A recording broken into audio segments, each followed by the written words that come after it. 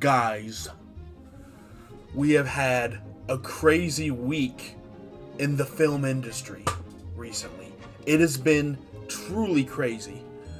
First of all, we saw the long-anticipated release of a short film starring Mustard 3. The third one. Blew everyone's minds. Everyone was raving about this new direction that the series took.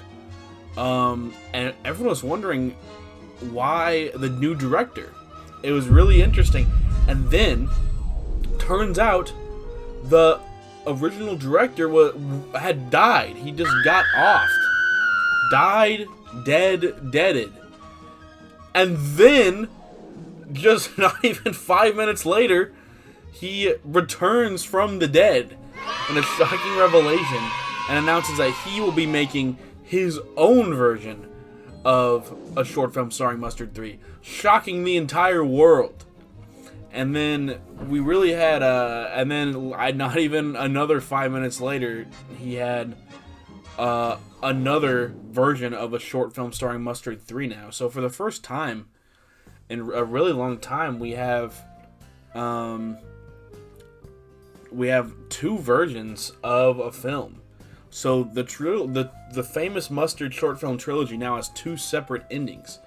And I don't even know what to say, guys. I don't even know what to do. I think I have to just do another review of these, which ending is better. I don't even know. Let's just dive right into it here. So of course we had this one, the iconic first one.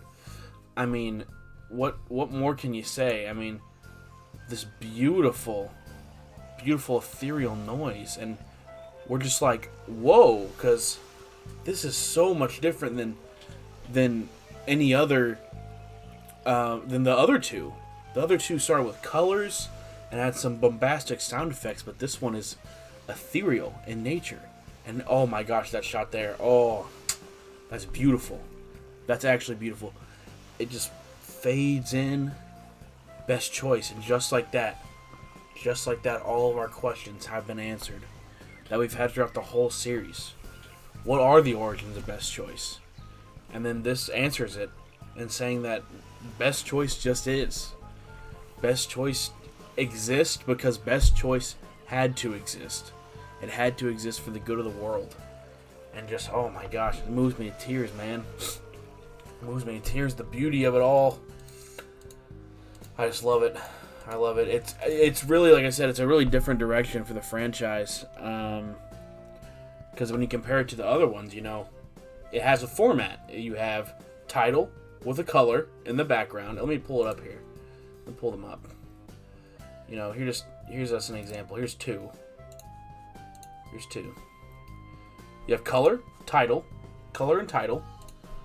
And if you go to this, no color, no title. We just go right into the action on this one. Right into the action. Right into our scene here. And then you have, in the original, you have mustard image, sound effect, or two. And this one, and it's after a few seconds. And this new one, it just fades in after like 20 seconds. And it lingers this time. It doesn't punch you. It gives you a nice little massage. Nice back rub there, and it's just really interesting. Really just completely different. And then it ends with Finn. And this one, it just ends with it fading away. It just ends with the mustard fading away. Showing that all good things will come to the end one day. Who's that handsome devil? Yeah, just way different from what we've seen before. It's fascinating. But I like it. No titles. You're just into the action. And then no dialogue. The other ones didn't have dialogue either. But it just goes in here. And what's interesting is this has like a setting and a scene.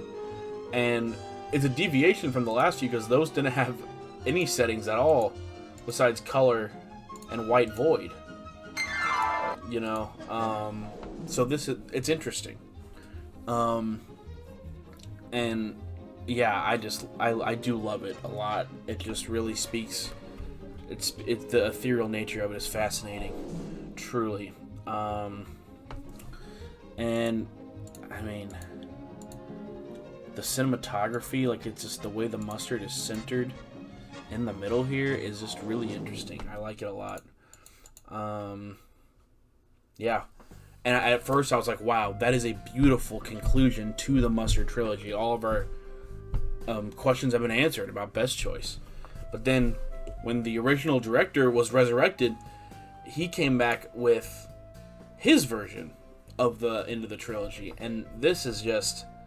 And then I just remember why I love the first two so much as well.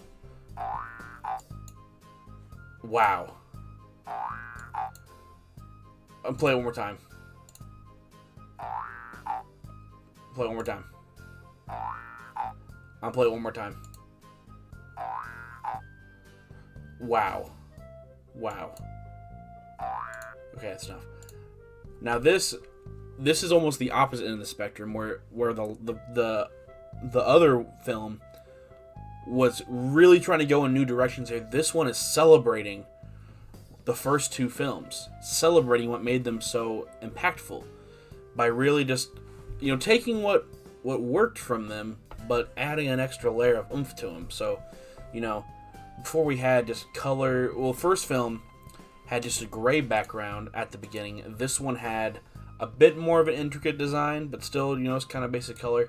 Here we have a swirl, and this just adds almost like a Alfred Hitchcock Vertigo inspired title sequence here.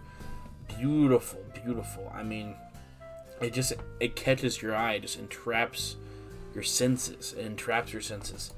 And then iconically, oh my gosh, this part just makes me want to just soil my trousers and get them all nice and wet. Sorry about that last part. Oh, then silence my phone, guys. This one, I mean, wow. I'm just reminded of how good this is. The brief boing boing. It's like a boing and a half. Boing and a half. Put that on a t-shirt. Boing boing. It's like, it's interesting because the first film had 2 sound effects. Second one had 1. This one has 1.5. But it has that same oomph. And I don't know if you noticed, but he uses a clip from the other short film starring Mustard 3. Almost like a dialogue between directors. The dialogue. He's like saying, here is what I make of your work. Make of your work. And I think there's some beef between the directors right now. We'll see if that gets resolved. Maybe they'll fight, like fist fight in public. That would be cool. They're going to have to fight over the rights to the fourth movie if they end up making that, even though I think, these are both good endings to the trilogy. And then Double Fin. Unbelievable. Has any movie ever done Double Fin before? I mean, I don't even know what fin means still. But double it? You have my attention. You have my attention. Very fascinating stuff here. Fantastic. And it's almost like he is critiquing the last film, because the last film, the mustard slowly fades in. This one, it's instantaneous, showing that he's not down for the slow pace, slow burn type of films. He's down for the fast pace, balls to the wall type of films. Wow. This is where it gets tricky. Which one is the definitive ending? And I know it's kind of a cop-out not to pick one, but I think it really depends. It's up to you. It's whatever you value. I mean, you have either, you can go with the safe, not the safe necessarily, but the traditional ending with a real short film starring Mustard 3, where it really follows the line of the first 2 movies and plays out how you would expect, how in a good way though. It celebrates what came before while putting a new spin on it. And people fans of the series who are a little more conservative, don't think it's a change, they will probably really like that. And that is great. I think it's fantastic. They like the style that this director did, and they maybe they weren't a fan of the new style. But on the other hand, if you really like you want things to go in a new direction. You want to go see things in a new lens, a different way. I think a short film starring Mustard, 3 Origins of Best Choice, that might be the way to go. I mean, it's thoughtful and ethereal in ways that the other 3, it's moods that the other 3 didn't really tackle. And the director didn't want to do that. And, you know, some people don't want to see ethereal, but a lot of people do. And if you want a new direction for the franchise, you got to go with it. You have to go with it. I mean, I think it's just so incredible that we got two incredible versions of the same movie. Like, I mean, it's the wonders of capitalism. Honestly, beautiful, beautiful capitalism at work. I really hope with 4, they really kind of lock in a little bit and they continue this winning streak they have. It's one of the most hotly anticipated movies now. I don't know what director's going to direct it. Like I said, they might have to like fight it out, do a little mustard duel maybe, to see who will get the directorial rights. But I don't know. For what it is, I mean, they're both fantastic. I don't think I can pick a favorite, really, honestly. Just whatever you want to be the ending as of right now to the series. If they do 4, they're going to have to pick an ending. So, but it's just great. I love it. Yeah, we look forward to 4. I will be reviewing it, of course, when 4 comes out. And yeah, stay tibby heads.